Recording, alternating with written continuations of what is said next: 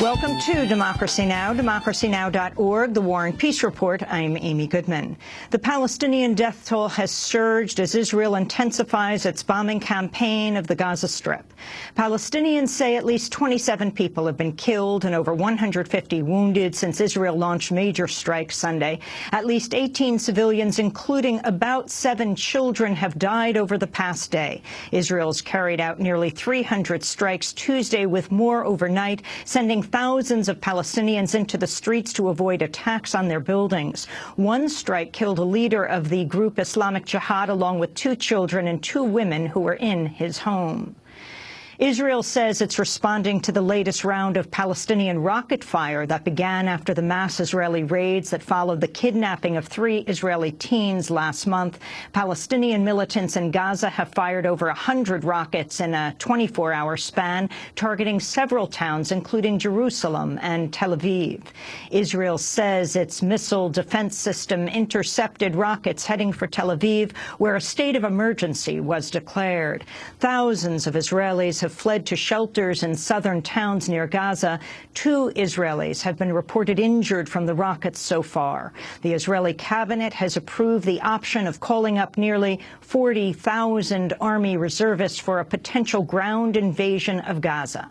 Defense Minister Moshe Ya'alon said Israel is preparing for a lengthy battle.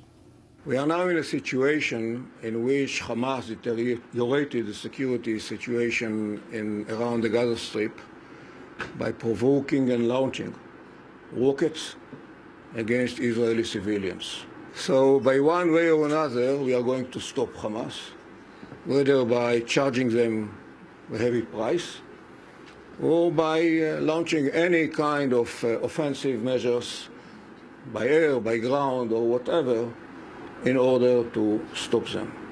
Palestinians have argued Israel sparked the escalation with last month's raids and other deadly attacks on the occupied territories throughout the year.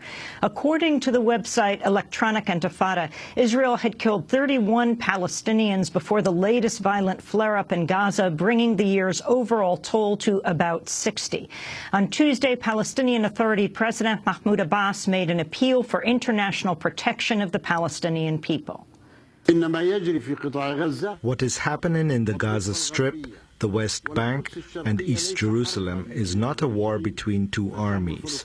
The Palestinian people are an unarmed people, people who live under occupation. It's time now for the international community, and especially the Quartet and the Security Council, to take their responsibility to guarantee the international protection of our people. As the Palestinian Authority pleaded for international protection, the Obama administration expressed support for Israel's military operation in Gaza.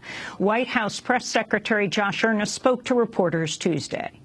Let me start by saying that we strongly condemn the continuing rocket fire into Israel and the deliberate targeting of civilians by terrorist organizations in Gaza.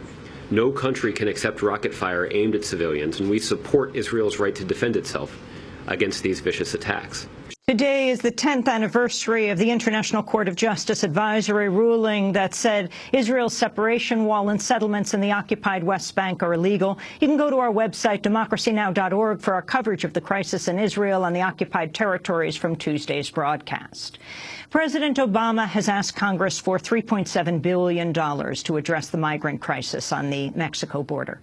More than 52,000 unaccompanied children fleeing violence and poverty in Central America have been seized since October. Obama wants the increased funding to pay for detention centers, aerial surveillance, immigration judges, and border agents. The close to $4 billion figure is nearly twice what had been expected. The Obama administration says half the money would go toward improving children's care in U.S. custody. At the White House, Press Secretary Josh Earnest said most children will ultimately face deportation. By addressing that backlog, we can ensure that those individuals have prompt access to the due process to which they're entitled. It also means that as those cases are resolved, and as we expect in the majority of those cases, there will not be a basis for those individuals to remain in the country and be granted humanitarian relief, that we expect that the Homeland Security Secretary will be able to exercise some additional discretion that would allow him to repatriate those individuals efficiently. As the White House vows to speed the deportation of migrant children, United Nations officials are calling for most of them to be accepted into the U.S. as refugees. A report by the UN High Commissioner for Refugees in March found 58% of unaccompanied children detained by the U.S. could be entitled to refugee protections under international law. The UN renewed the call ahead of a meeting Thursday between the U.S., Mexico, and Central American countries and Nicaragua. The agenda includes updating a 30-year-old declaration on state obligations to aid refugees. The UNHCR says, quote, the U.S. and Mexico should recognize this is a refugee situation, which implies that children should not be automatically sent to their home countries, but rather receive international protection. President Obama is in Texas today meeting with Republican Governor Rick Perry on the border crisis. In Indonesia, Jakarta Governor Joko Widodo is claiming victory over rival presidential candidate, former Army General Prabowo Subianto. Polls show Widodo, known as Jokowi, has a several-point lead, but official results won't be known until after July 20th. The American journalist Alan Nairn reported this week Indonesian forces tied to Prabowo have waged a campaign to rig the election in his favor, including ballot tampering, street violence, and threats against rivals.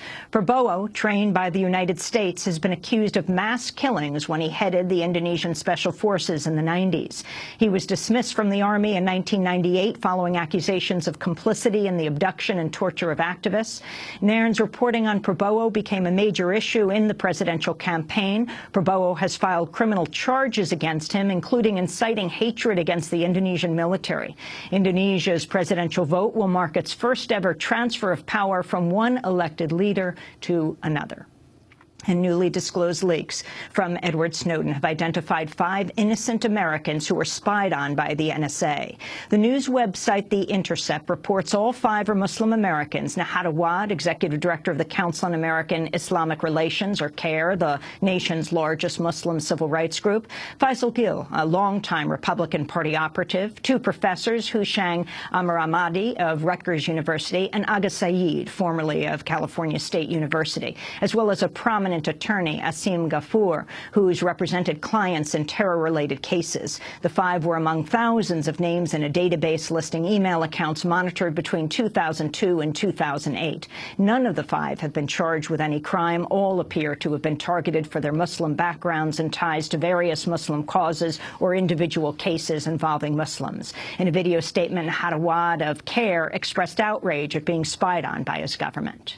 I was not aware that I was under surveillance except recently, and I'm outraged that as an American citizen, my government, after decades of civil rights struggle, still the government spies on political activists, civil rights activists, and leaders. It is outrageous, and I'm really angry that despite all the work that we have been doing in our communities to serve the nation, to serve our communities, we are treated with suspicion. Tune in to Democracy Now! Thursday when we'll speak with the lead reporter on the story, Glenn Greenwald of The Intercept.